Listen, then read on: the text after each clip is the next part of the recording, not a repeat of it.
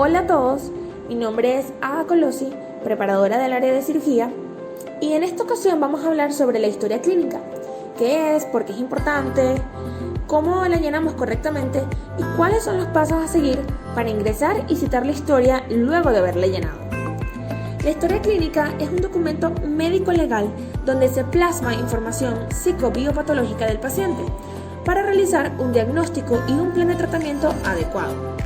Se dice que es un documento médico-legal porque es el documento donde se reflejan todos los procedimientos de la práctica médica y a su vez la evidencia del cumplimiento de deberes y derechos tanto del médico como del paciente, sirviendo así de prueba documental de la calidad asistencial del practicante y o instituciones involucradas.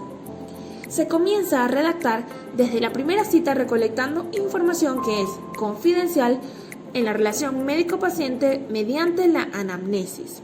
La anamnesis es una especie de entrevista de donde se trata de extraer toda la información médico relevante posible que el paciente exprese, o bien sea un familiar o un cuidador principal en caso de ser un menor de edad o tener una discapacidad. La primera parte consiste en llenar los datos personales del paciente, como lo son los nombres y apellidos, edad, sexo, dirección de habitación y trabajo, teléfono principal y de trabajo y ocupación. Dichos datos deben de ser corroborados y debidamente soportados usando, como por ejemplo, un anexo de la copia de la cédula de identidad del paciente. En esta primera parte de la historia también aparecerían los datos del médico tratante que generalmente se encuentran en el encabezado. Pero en este caso, como estamos describiendo la historia clínica a nivel universitario, en el encabezado aparecen los datos de la universidad y se colocan los datos del estudiante que está a cargo del paciente. Podemos redactar ahora el motivo de consulta y la enfermedad actual. El motivo de consulta es exactamente la razón referida por el paciente que lo motivó a recibir atención médica. Este puede ser un rango amplio de opciones que van desde el dolor hasta referencias médicas de otros especialistas. Se coloca entre comillas las palabras exactas que utiliza el paciente para describir qué lo trajo a consulta. Los motivos de consulta más frecuentes son: me duele un diente, se me partió el diente, me quiero sacar un diente. Sin embargo, es en la enfermedad actual donde el profesional debe traducir a términos médicos y más específicos la situación real de lo que refiere el paciente, lo cual se logra al hacer preguntas más profundas. Aquí es donde viene de mucho uso la famosa mnemotecnia Alicia Doctor. Una mnemotecnia es una técnica de memorización que consiste en relacionar con términos de la vida cotidiana conceptos o frases con el fin de facilitar el estudio de estas. Aunque el uso del Alicia Doctor es casi universal, hay algunas variaciones de esta mnemotecnia y esta se usa para describir lo más específico posible el dolor, tomando como referencia la información suministrada por el paciente. En este caso vamos a utilizar Alicia Doctor de la siguiente manera. La primera A es para describir la aparición, es decir, qué antigüedad tiene el dolor que presenta el paciente, utilizando la fecha más exacta posible. Por ejemplo, 25 de julio del 2020 o julio del 2020 o solo el año. Depende de la información que provee el paciente, pero tratamos de ser lo más específicos posible. L es para describir la localización, es decir, en qué sitio o zona se origina el dolor. Recordemos que en la cavidad bucal podemos identificar 6 zonas: la zona superior, inferior, anterior, posterior, derecha o izquierda. Partiendo de esto, identificamos la zona siendo lo más específico posible. Por ejemplo, zona anterosuperior derecha o zona posterior-inferior izquierda.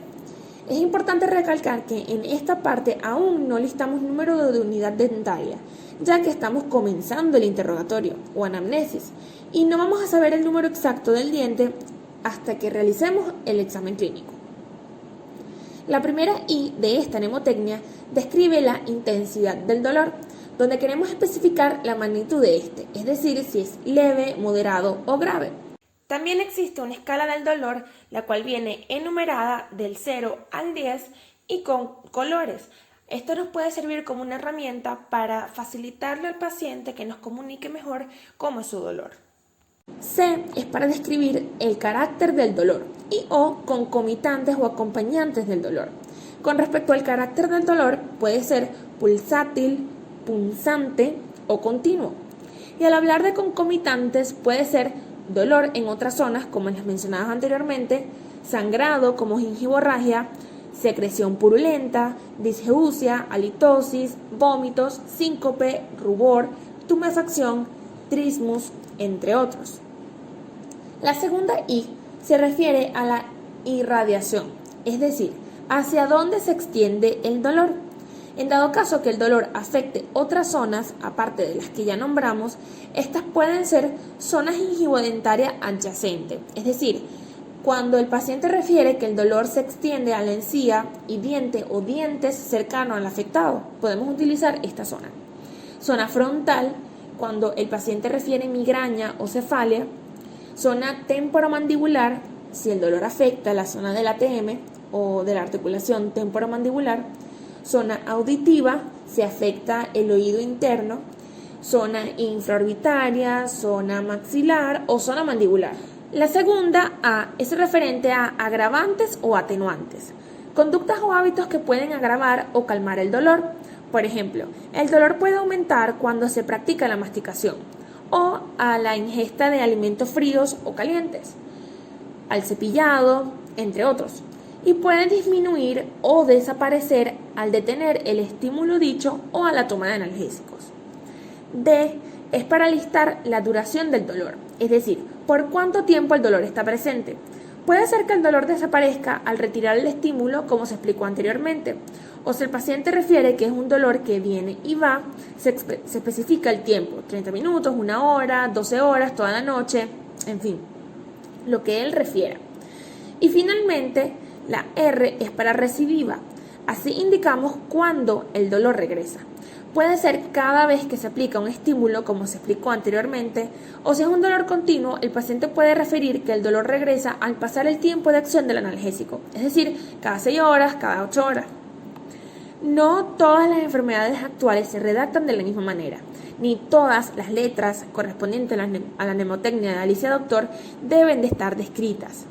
Esta solo es una manera de organizar la enfermedad actual, siendo lo más específico posible, ya que la mayoría de las afecciones dentales vienen acompañadas del dolor.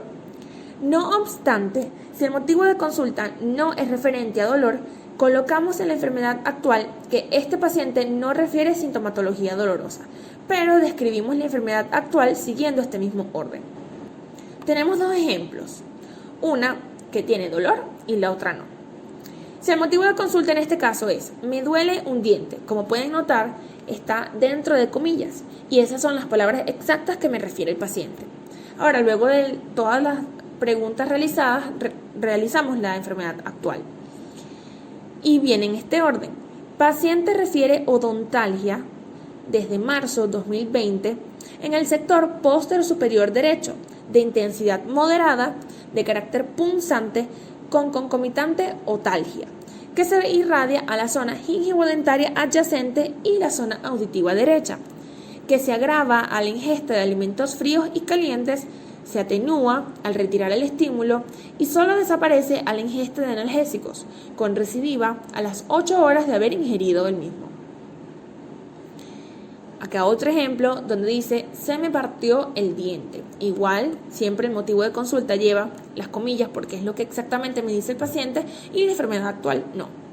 Aquí explicamos, paciente refiere discontinuidad dentaria desde el 14 de julio del 2019 en el sector anteroinferior izquierdo, actualmente sin sintomatología dolorosa. Porque eso es lo que estamos hablando. Este paciente puede ser que presentó dolor en algún momento, pero en el momento en que se está refiriendo y acudiendo a la consulta, está diciendo que no tiene dolor. Por eso hay que especificar que actualmente no tiene sintomatología dolorosa. También esto es un buen punto en que les quiero recordar que en ninguna parte de la historia podemos abreviar, es decir, que tenemos que escribir todas las palabras completas.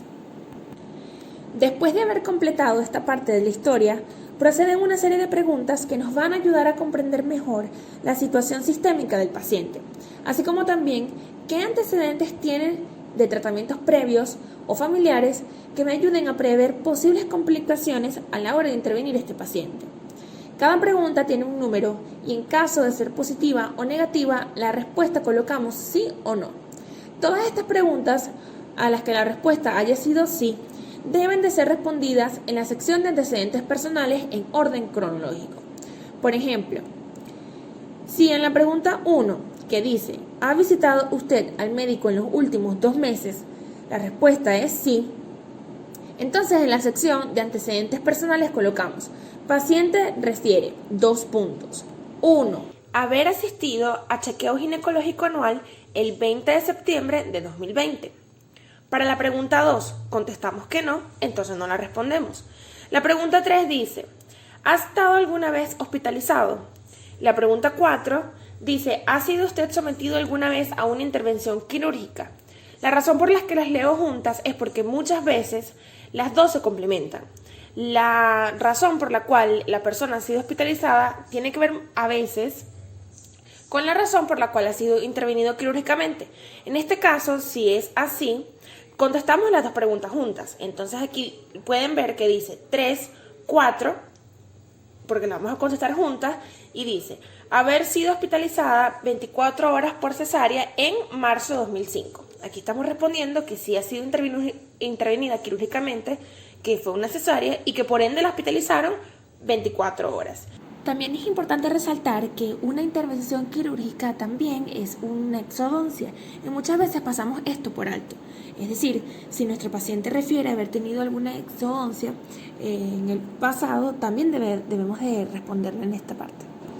Vamos a indicar en todas estas preguntas, como ya lo dije, desde hace cuánto tiempo el paciente ha sufrido la enfermedad o un episodio, qué motivo tuvo un episodio o intervención quirúrgica previa, si hubieron complicaciones o no, cuál es la frecuencia de un hábito, qué medicamentos toma y cuál es la dosis, en fin, toda la información posible que podamos obtener del paciente.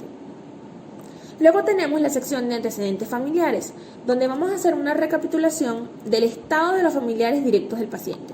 Listamos abuelos paternos, abuelos maternos, padre, madre y hermanos, en ese orden, para indicar si están vivos y cuál es su condición sistémica y desde cuándo la padecen.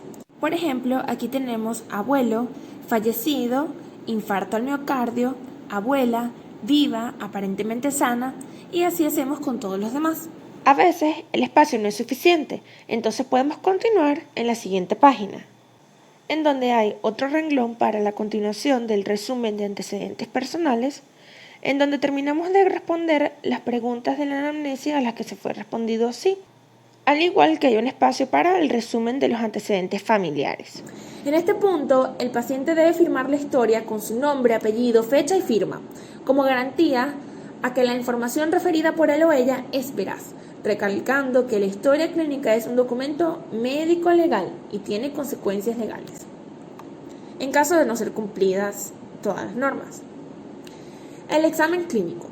Para el examen clínico se van a describir las características clínicas intraorales del paciente, enfocándonos en la unidad o unidades dentarias afectadas. Estudiamos corona y encía, ya que es lo visible.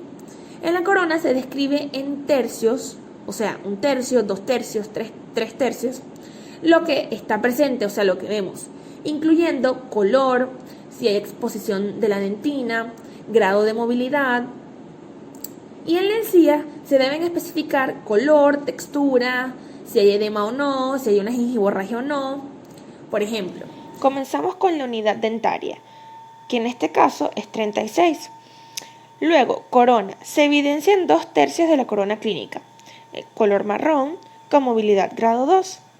También puede pasar que si estamos enfrente de un resto radicular, lo que no tenemos es corona, pero sí tenemos visión de las raíces. En este caso colocamos evidencia de remanente radicular. En la encía se colocó que tiene color rojizo, está edematizada y encía invaginada, como se puede ver en la imagen.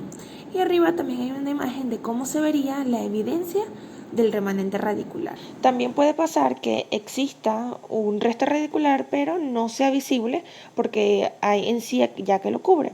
En este caso, en corona no colocamos nada, sino que nada más hacemos el estudio de la encía. También puede pasar que tengamos una encía que esté sana, es decir, que tenga el color característico, rosa coral, que tenga puntillado característico y que no tenga ninguna alteración.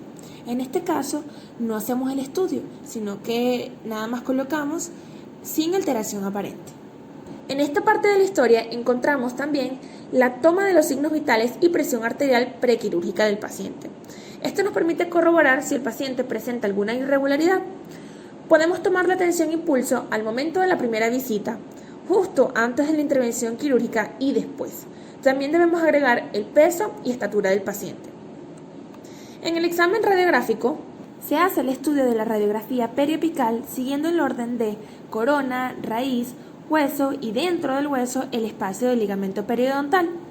Listamos las alteraciones radiográficas refiriendo imagen radiolúcida o imagen radiopaca, según sea el caso, como serían pérdida de sustancia calcificada por tercios, ensanchamiento parcial, si es mesial o distal, o total del espacio del ligamento periodontal, resorción ósea de la cresta alveolar, mesial o distal, en sentido horizontal o vertical, presencia de procesos alveolares, estado del hueso, etc.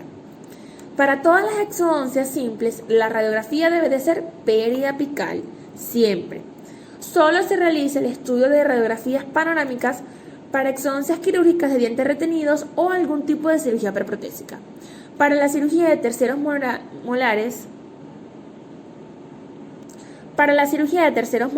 hay que indicar la posición y orientación de cada unidad dentaria según la clasificación de Pell, Gregory, Winter y el grado de dificultad. También se pueden estudiar o indicar una panorámica cuando se sospeche de patologías que puedan estar causando problemas en el paciente. Se pueden indicar en este caso tomografías de cabeza y cuello o tomografías tipo combi. En los exámenes complementarios se listan los exámenes de sangre que se necesitan para verificar la condición sistémica del paciente y corroborar que esté apto para el acto quirúrgico.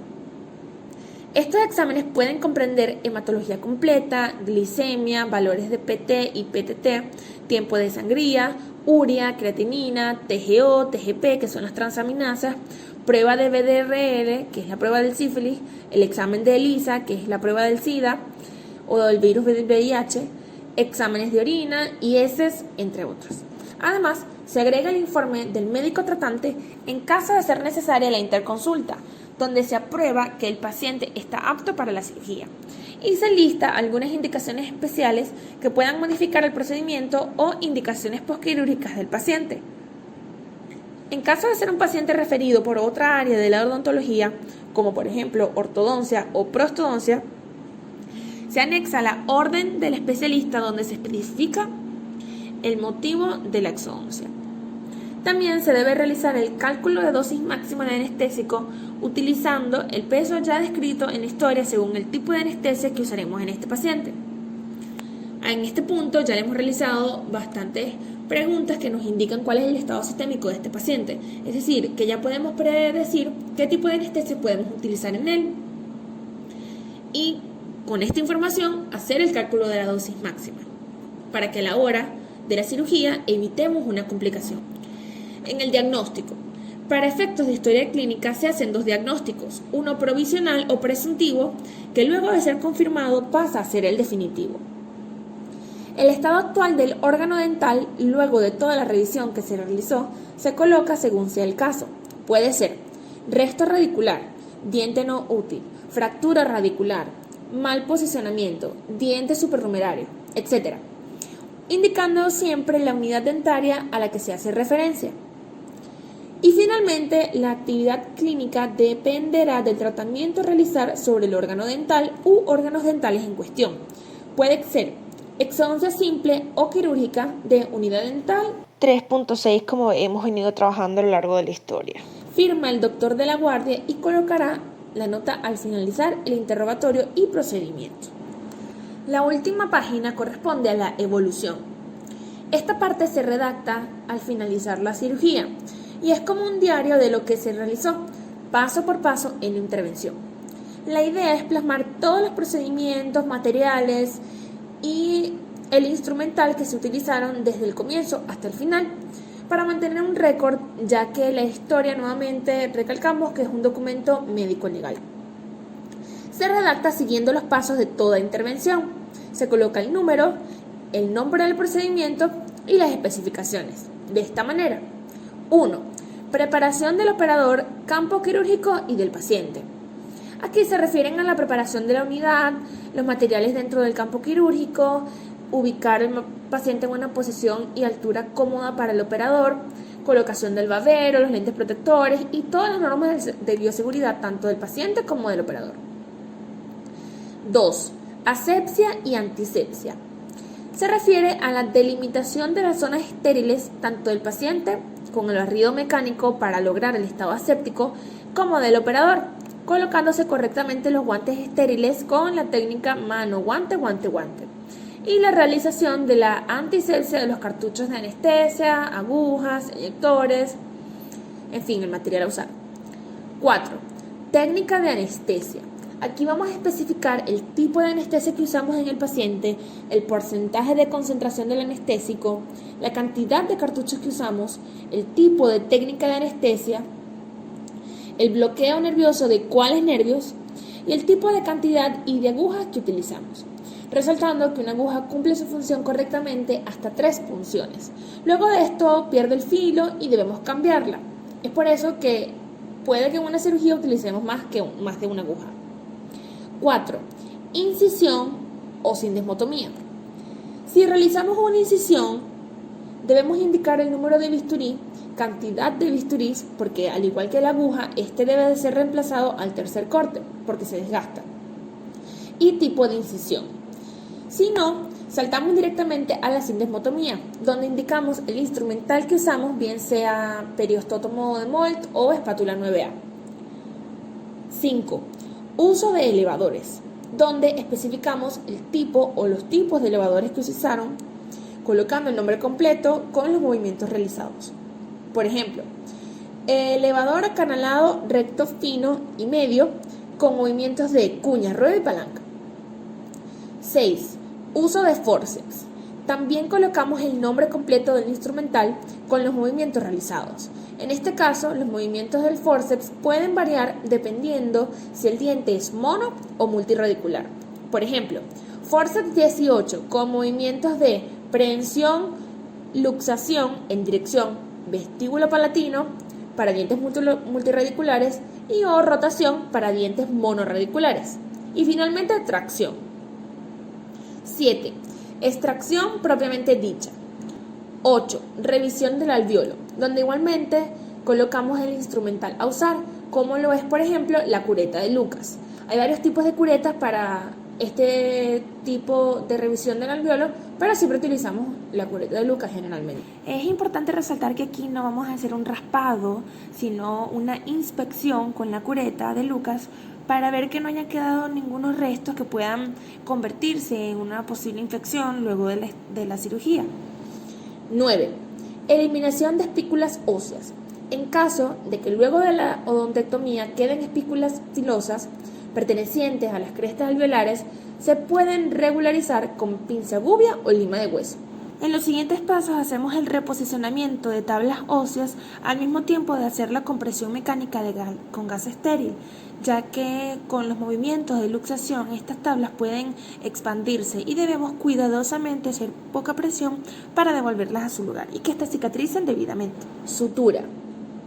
En caso de haber realizado sutura, se debe especificar el material de la sutura, la técnica de sutura, la cantidad de puntos que se realizaron y si se utilizaron agentes hemostáticos, como puede ser tapones de gelita, y si es así, indicar la cantidad.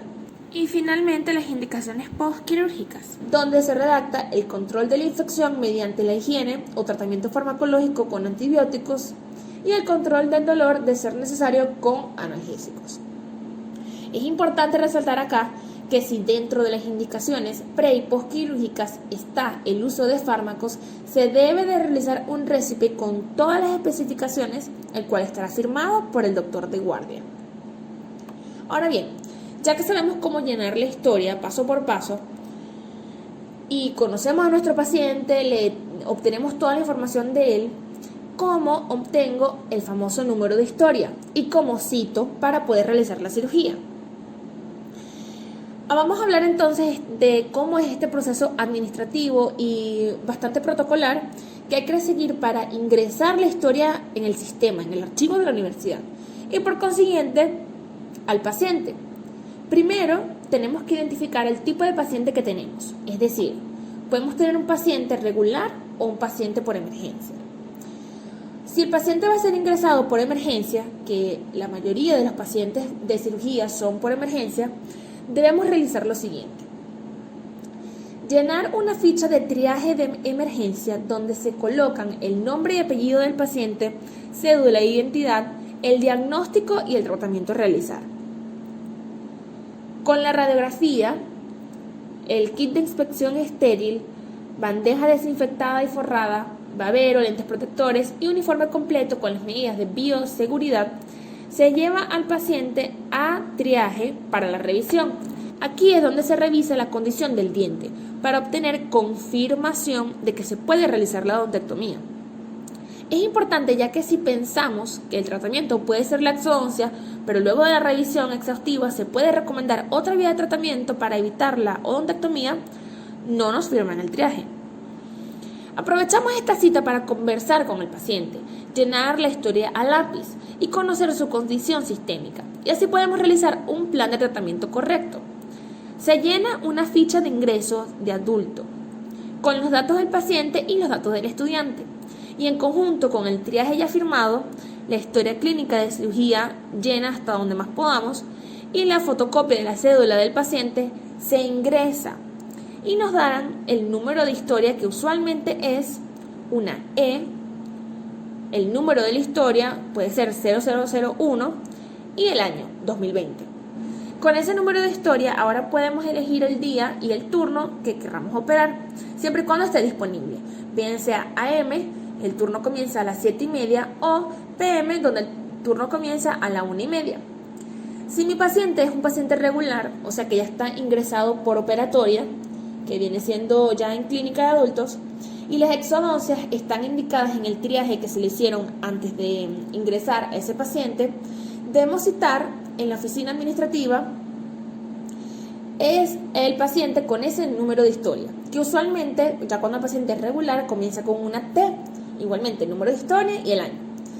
En el listado de cirugía escogiendo un día y turno disponible, como ya lo dijimos puede ser AM o PM. ¿Qué tenemos que saber antes de la cirugía?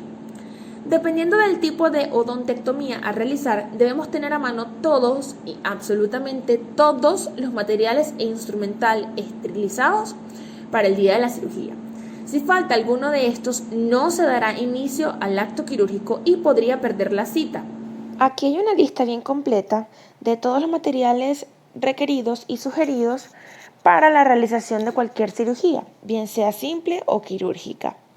Recomendamos que por lo menos para los materiales desechables tengan 2 o 3 de cada uno, ya que honestamente no se sabe lo que puede pasar en mitad de la cirugía y no podemos salir a mitad de la cirugía a comprar para regresar, que después hay posibilidades de que no consigan el material, de que no esté correctamente esterilizado, se pierden las normas de asepsia y antisepsia, el paciente se puede alterar y puede haber complicaciones mayores.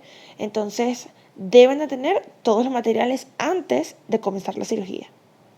Con respecto a las normas del estudiante como tal, sabemos que tenemos que tener el cabello recogido las damas, los chicos la barba bien cortada, todos los campos deben de ser debidamente esterilizados dentro del horario correspondiente y bueno, sabemos que consecuencias serán aplicadas tanto en la nota como para volver a citar, ya que al perder la cita pueden llegar a ser suspendidos hasta por 15 días.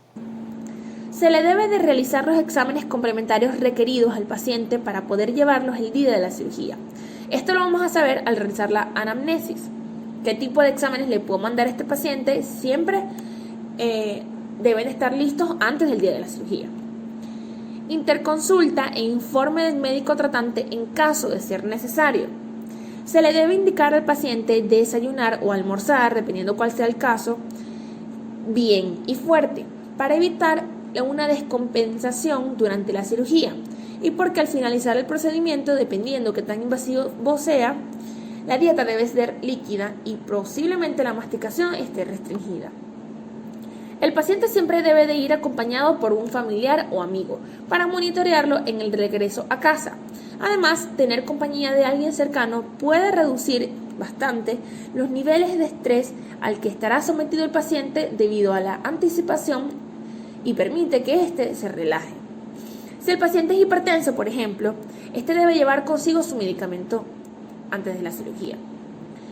En caso de prever necesidad de tratamiento farmacológico por el tipo de intervención o la condición sistémica del paciente que así lo requiera, un borrador de un récipe debe de ser redactado para luego redactar el récipe definitivo en el talonario de la universidad.